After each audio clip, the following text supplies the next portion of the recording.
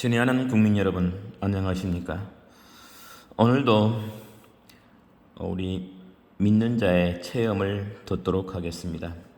문봉주 우리 교우님은 애교관입니다.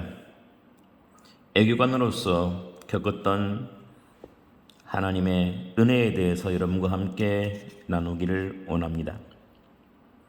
나의 직업은 애교관이다. 흔히 애교관이라고 하면 세계 각국을 다니며 일하는 화려함만을 떠올리기 쉽지만 그것은 겉으로 드러난 단면에 불과하다.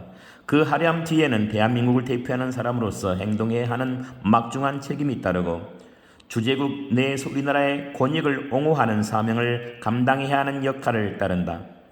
또한 우리나라와 주제국 간의 평화를 유지하는 사도와 같은 역할을 해야 하는 것은 물론 우리나라가 주제국으로부터 신망을 유지할 수 있도록 각종 행사를 개최해야 한다. 그런 이유로 나는 크고 작은 파티에 자주 참석하곤 했다. 30년 전 MV에 처음 들어와 연수를 받는 과정에서 가장 인상 깊었던 것은 술 마시는 애법이었다. 대외적인 행사에서 술은 빠질 수 없는 애교 수단으로 작용한다. 특히 애국에서는 파티와 술이 그들 문화에서 큰 비중을 차지하고 있기 때문에 나라들별로 다른 술 종류와 예법을 반드시 익혀야 한다. 다양한 술 종류와 술 마시는 예법을 배우는 사이 나도 모르게 지나치다 싶을 만큼 술을 자주 마시게 되었다. 행사장에서 술을 마시는 데다가 MV에 근무하며 받는 스트레스를 풀기 위해서도 술을 마셨으니 술 마시는 횟수가 점점 많아질 수밖에 없었던 것이다. 1988년에는 일본과의 교섭을 책임져야 하는 동북아 일가장을 맡게 되었는데 이때부터 스트레스가 많이 쌓였다. 한일 관계는 다른 어느 나라와의 관계보다 복잡하고 예민했기에 과거사에 얽힌 일이 언론에서 대서특필이라도 되는 날이면 우리는 대책을 마련하느라 밤을 새우기 일쑤였다. 가까스로 일을 마무리하고 나면 쌓인 스트레스를 풀기 위해서라도 술 한 잔을 걸치지 않고서는 도저히 집으로 들어갈 수가 없었다.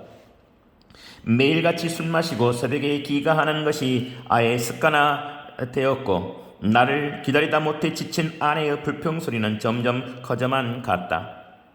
그럼에도 불구하고 나는 절대 술을 끊을 수 없다고 결론을 내렸다. 술 없이는 새로 만난 타국가의 애교관들과 대화의 문을 열 수 없다고 생각했고 술을 끊으면 친구들이 모두 나를 떠나갈 것으로 여겼기 때문이다.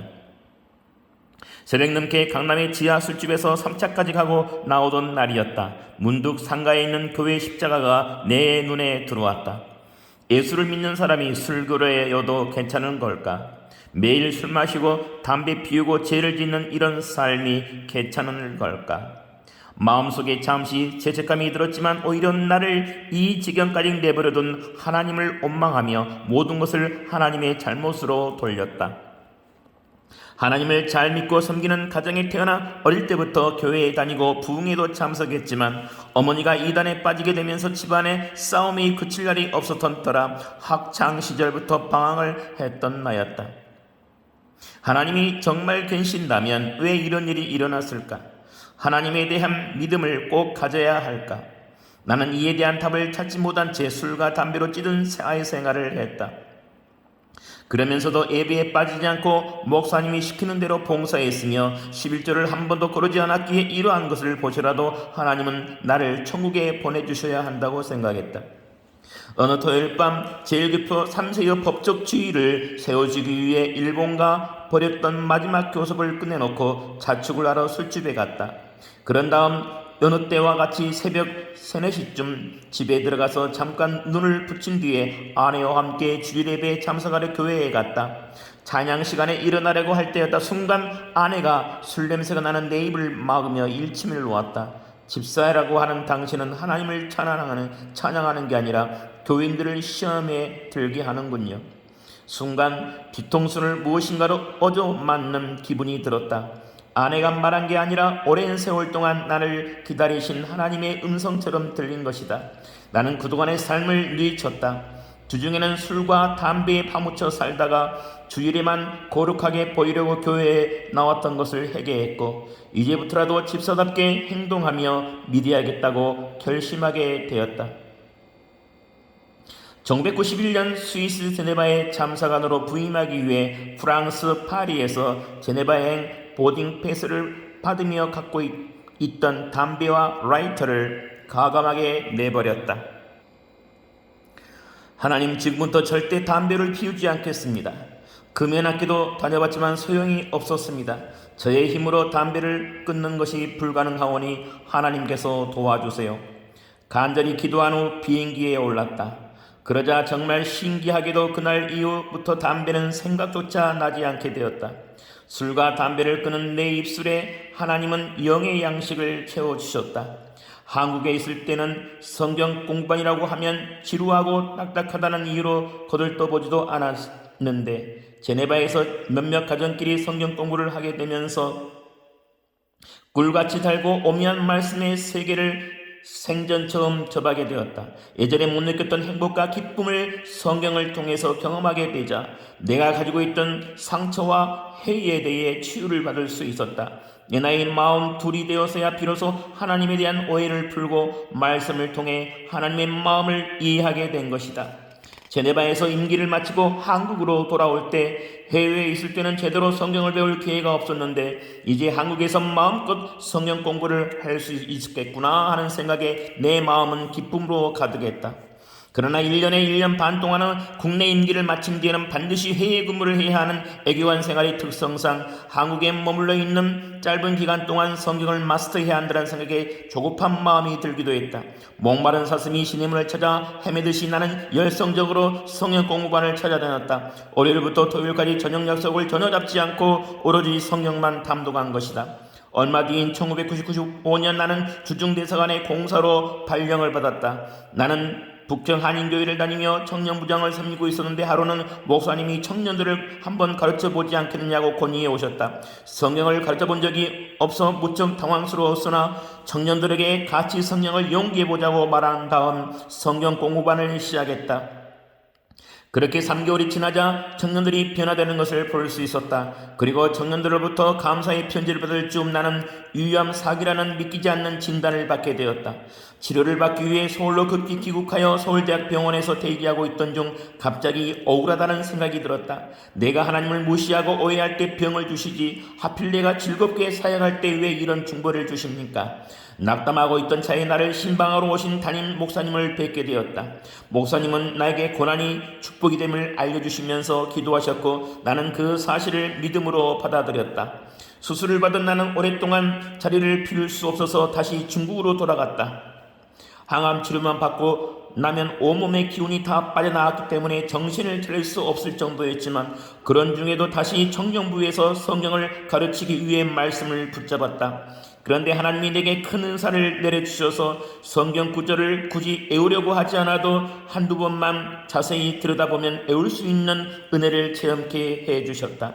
뿐만 아니라 구약 성경을 읽다 보면 신약 성경의 스토리를 자동적으로 연결시킬 수 있었고 해당 성경 구절에 대한 하나님의 애학까지 기억나는 경험을 할 수 있었다.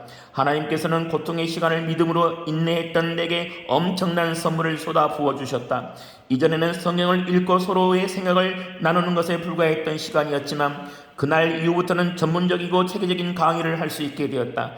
청년들뿐만 아니라 장량부에 계신 장로님들까지 내게 강의 요청을 해오셨다. 사실 1시간조차 앉아있기도 힘든 중환자의 몸이라 강의를 하는 것 자체가 무리였지만 강의를 하는 2시간만큼은 새로운 힘이 솟아나오는 것을 경험할 수 있었다. 1998년 애교통상부 아시아태평양 국장을 맡게 된 나는 다시 국내로 들어왔다. 그때부터 성경의 맥을 잡아라에 강사로 초빙되어 여러 교회를 방문했다. 일을 하면서 사역을 김하는 것은 보통 어려운 일이 아니었지만 힘들고 지칠 때마다 나는 이사야서를 말씀을 붙잡았다.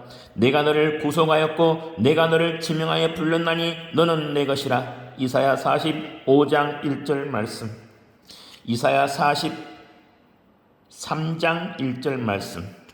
1999년 나는 뉴질랜드 대사로 발령을 받았다. 오클랜드 한인 목회자 협회의 목사님들께서 평신도인 나에게 정중히 강의 요청을 해오시자 문득 평신도로서 너만큼 하나님을 잘 섬기는 사람은 없겠지, 나보다 더 잘할 수 있는 분은 없겠지 하는 교만한 생각이 들었다. 공무 시간 이외의 모든 시간을 말씀 전하는데만 전략했고 매주마다 한두 번씩은 뉴질랜드의 수도인 엘링턴에서 오클랜드까지 비행기를 타고 다니며 성경 공부를 인도했던 터라 큰 자부심을 느끼고 있었던 것이었다. 그런데 참으로 이상했던 것은 하나님을 위해 사역하면서 세계에서 가장 공기 좋고 물 좋고 날씨가 따뜻한 나라에서 살고 있는데도 불구하고 몸은 급속도로 쇠약해지는 점이었다. 병원에서는 암이 재발한 것도 아니고 다른 병에 걸린 것도 아니라고 진단했다. 나는 내가 왜 이토록 기운을 못 차리는지 알고 싶어서 하나님께 물었다. 내가 기도하는 것을 잊어버렸다. 하나님의 대답이었다. 기도하지 않고는 어떤 사역도 할 수 없음을 장악한 순간 항암 치료를 시작했을 때부터 기도하지 않은 것을 깨닫게 되었다. 각성제 성분이 들어있는 약기운으로 인해 눈이 벌겋게 되도록 밤을 새우다가 아침에서야 비로소 눈을 붙이는 생활을 하게 되었고 그러다 보니 기도하지 않는 생활에 익숙해져 있었던 것이다. 기도를 별로 하지 않아도 성도들로부터 은혜를 많이 받았다는 이야기와 함께 명강이라는 칭찬을 들었으니 나는 내 영혼이 공고해진 것도 인식하지 못하고 있었다. 그날 밤 나는 하나님께 기도하는 방법을 직접 가르쳐달라고 간구했다. 그러자 하나님께서는 내가 보고 들은 것과 내 생각으로 기도하려 들지 말고 성령의 인도함을 받아서 기도하라고 말씀해 주셨다. 그때부터 내 기도 생활이 바뀌기 시작했다. 내가 원하는 기도 대신 성령님이 원하는 기도를 하게 되었고 이전에는 알지 못했던 새로운 기쁨 또한 맛보게 되었다. 하나님이 자기를 사랑하는 자를 위하여 예비하신 모든 것은 눈으로 보지 못하고 귀로도 듣지 못하고 사람의 마음으로도 생각지 못하였다 함과 같으니라. 고린도전서 2장 9절 말씀. 나는 고린도전서의 성경 말씀처럼 예전에서 볼 수 없었던 것을 볼 수 있었다. 환상을 보기 시작했고 하나님의 임재를 체험했다. 성령 체험을 한 후로는 내 지식을 의존해서 전했던 성경을 순간순간 그분의 인도하심만을 따르며 가르치게 되었다. 또한 내 마음으로는 도저히 생각하지 못했던 것을 할 수 있었다. 도저히 사랑할 수 없던 사람들을 이해하고 받아들이고 사랑하게 되었으며 도저히 용서할 수 없을 것 같았던 사람들을 주의 이름으로 용서하였다. 평화의 신 그리스도로 인해 나와 하나님 사이에 막힌 담이 허물어졌고 하얀 지체들과 주 안에서 하나가 되었다. 그동안 나는 스위스, 중국, 뉴질랜드 등 해외에서 귀한 경험을 하였다. 한국에서만 계속 있었다면 하나님을 체험하지 못한 채 술과 함께 살았을지도 모를 일이었는데 하나님께서는 내가 어느 나라에 있든지 각양 다른 말씀으로 다가오시며 나를 안전히 변화시켜 주셨다. 나는 애교관이라는 직업을 갖게 된 것을 그 어느 때보다도 감사하게 생각한다. 또한 이 같은 직업을 나에게 허락하신 것은 하나님의 전적인 뜻과 인도하심이었다고 굳게 믿는다. 나는 매일매일 애교관이라는 나의 직분에 최선을 다하고 살고 있다. 요즘 같은 갈등의 시대에 다 함께 평화를 만들어 나가는 애교의 최전선에서 일하는 것에 자부심을 느낀다. 그러나 내가 소중히 여기는 평화가 또 하나님이 하나 있다. 바로 그리스도로 말미암아 하나님과 나 사이에 생긴 평화이다. 이 평화를 세상에 전하는 것 또한 내게 주어진 귀한 사명이라고 생각한다. 그리고 주님이 다시 오실 때까지 내가 이 평화를 전하는 하늘 애교관의 역할을 잘 감당할 수 있기를 오늘도 나는 하나님께 기도드린다. 감사합니다. 주정환이었습니다. 다음 시간에 뵙겠습니다.